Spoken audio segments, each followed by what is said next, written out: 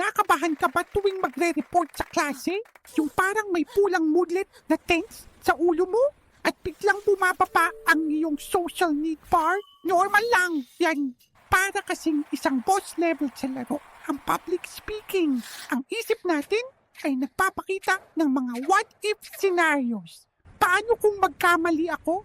Paano kung pagtawanan nila ako? Nagkakaroon ng thought bubble na tumatakbo ka palayo.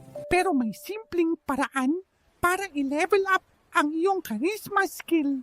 Ang sikreto, magsanay sa harap ng salamin. Tulad ng isang sim, i-practice mo ang iyong report. Panoorin mo ang iyong facial expressions at hand gestures.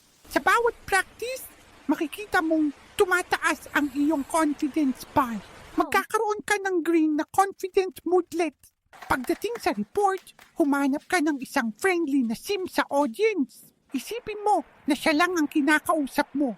Tandaan, hindi ito tungkol sa pagiging perpekto. Ito ay tungkol sa pagiging mas matapang sa bawat subok. Sa bawat report, lumalakas ka.